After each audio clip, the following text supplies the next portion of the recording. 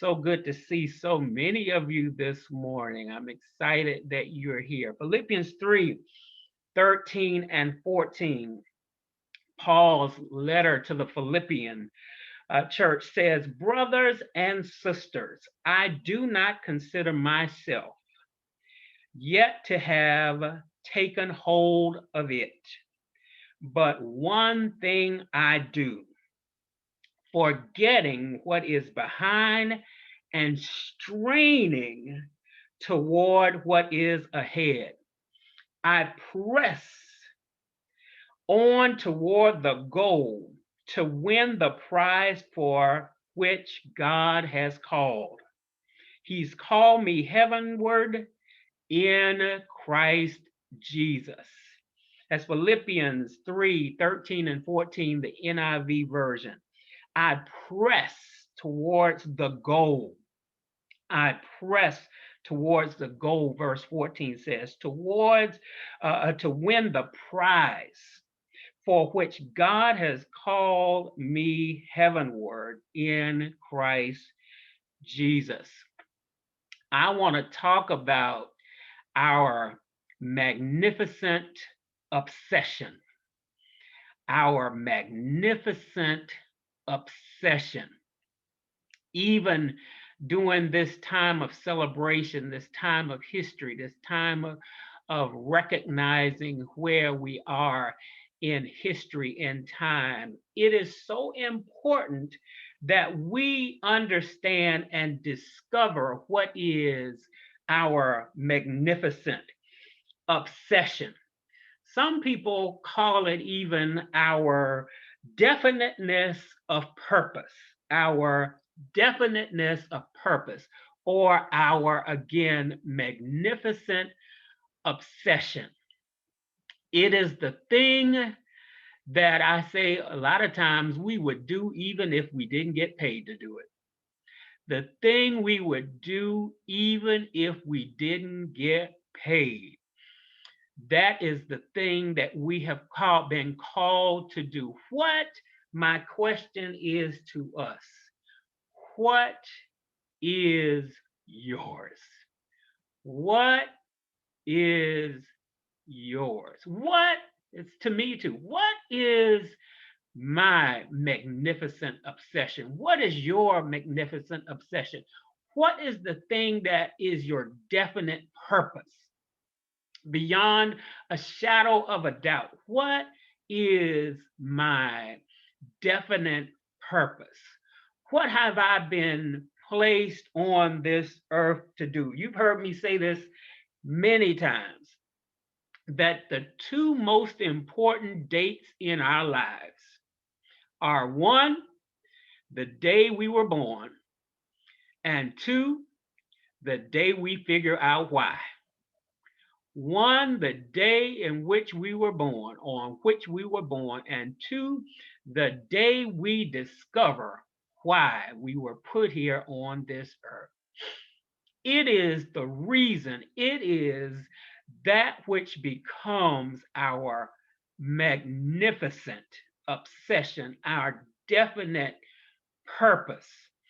So many times we are, as a people, struggling because for so many of us, we don't know the thing that we are really here to do.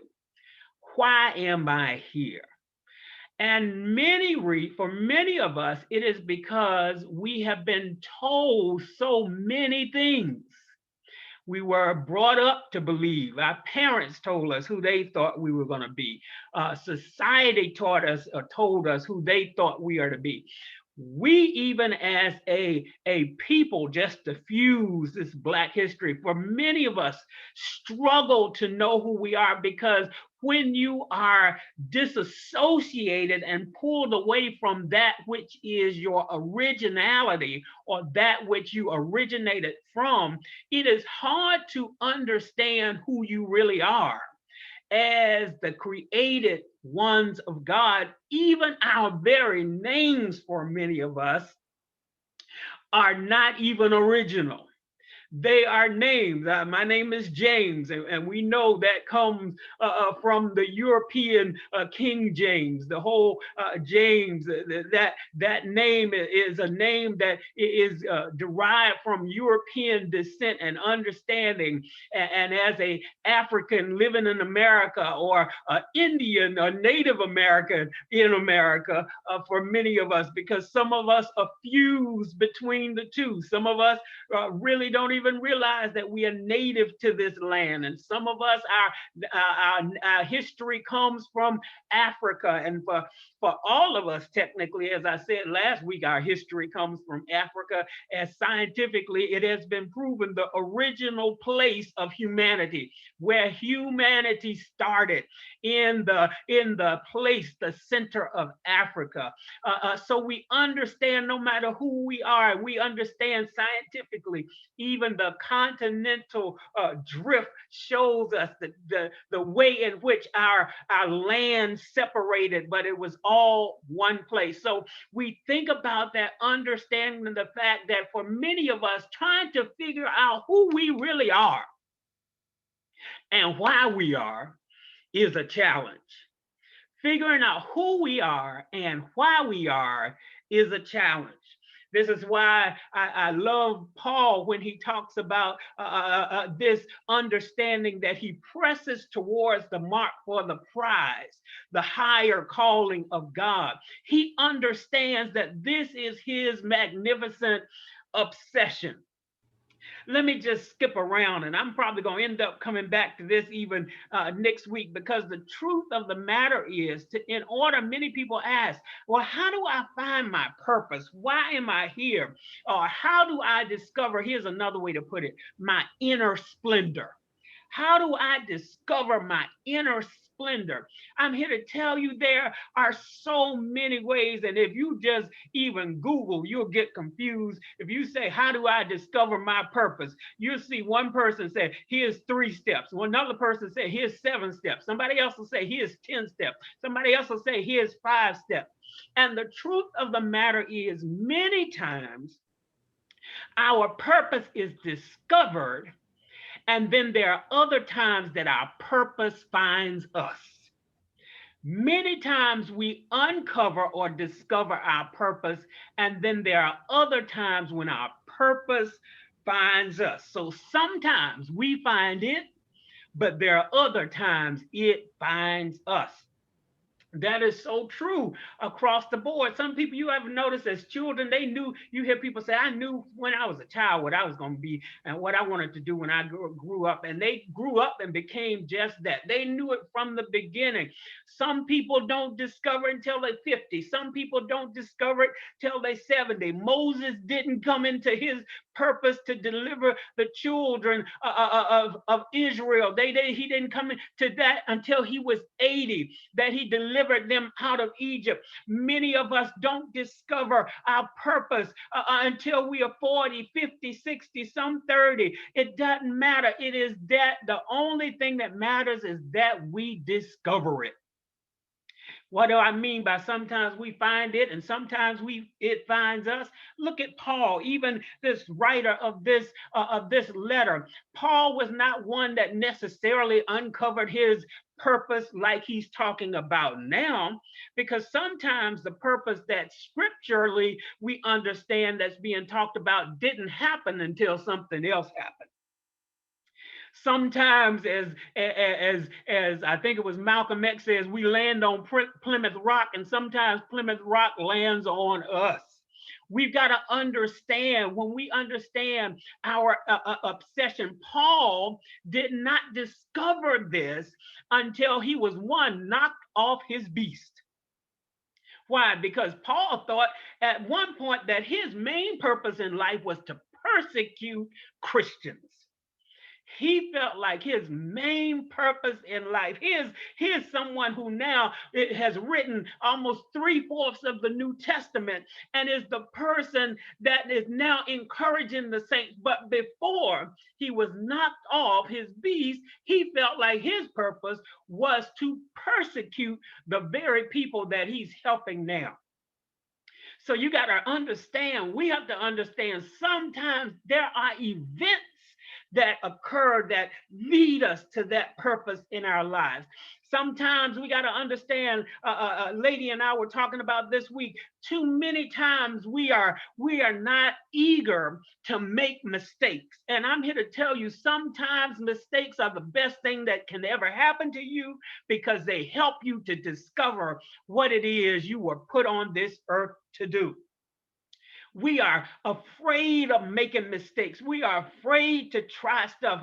And even my God brother, we were talking about that. I call him my God brother. We were talking about that this week on my way to work, that he was saying, man, we got to encourage our friends and family to get out and try things. Don't be afraid to make mistakes. Other cultures, they don't mind trying stuff.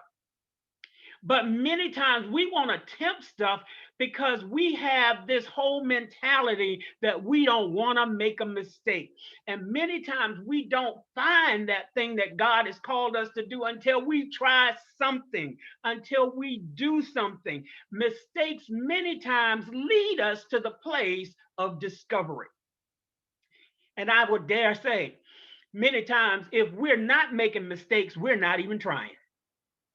Somebody else can witness to that. When we are not making mistakes, it's really because we're not even trying.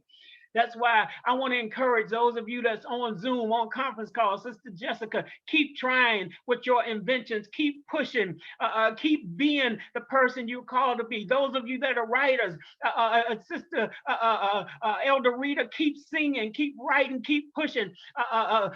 Sister Gladys, keep trying new things, keep trying new opportunities. Don't give up on your dream. Those of you that are on here, keep trying. Don't be afraid to accept new responsibilities. Don't be afraid to accept new challenges, because many times they will help us to discover our magnificent obsession.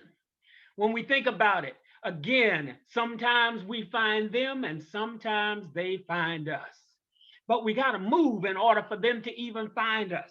We got to do something in order for them to find us. We love talking about Martin Luther King, but what we don't realize is he never intended to be the leader of this civil rights movement. That was never his goal. It found him.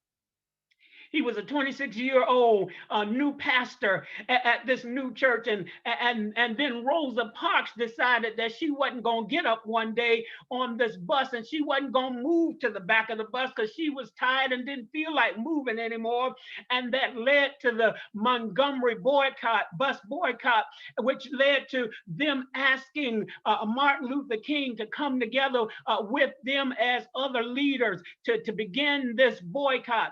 And he said, well, all I can really offer you, I'm not really totally in agreement with what you're doing, but I can offer you space in the basement of my church so that you can have your meeting. And then hours later, we discover and realize that here is Martin Luther King making the first speech to over 5,000 people who came out to start this boycott, because sometimes you just got to say yes to letting somebody use your space before you discover that you are really been called to be something. Martin Luther King wanted to ultimately be a professor. That was his goal. His goal was not to lead this civil rights movement. His goal was to ultimately be a preacher and a professor. So many times we just got to be open to that sacred yes. Sometimes we got to be open to just say yes to opportunities that we might not even be ready for. Open to opportunities that may not even be ready for us, but we got to be willing. We got to be willing to go towards the prize. We got to be willing to be like Paul and be open after we get knocked off of our beast, knocked off of our ego, knocked off of our mindset, knocked off of our way of doing things, and discover that we were really called. Sometimes you got to be willing to just be open, to just be like Huey Newton and Bobby Seale met in 1961 while a student at Merritt College in Oakland, California. And all they wanted to do is push their school to be more adamant about the history of their people, of Black people, not just their people, but all people. And little did they know that was going to spin out into what became the Black Panther Party. Who knew? Who knew that this young lady that becomes a lawyer and then becomes a senator and then is working in the government would ultimately run for president and then not make it, only to turn around and become the Kamala Harris that we know today, to become the first female vice president, an African American and Asian American vice president, the second highest office in the land. Sometimes you got to be willing to fail at one thing in order to succeed at another.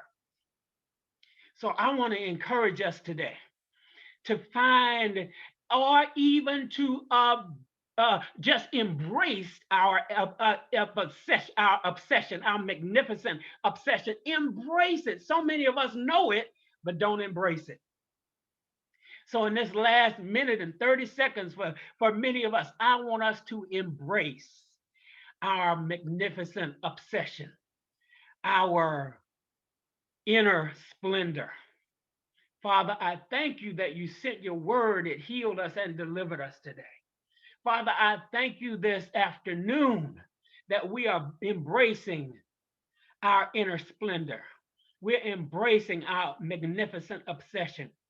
We're embracing our definite purpose. So, Father, I bless your people this afternoon. I speak the word over their lives that they will not die but live. And they will embrace that which they have been called, even by your word. Even as Paul has encouraged us, that we press towards the mark for the prize that is of God, the high calling of God in us in Christ Jesus. We give you praise and we give you glory.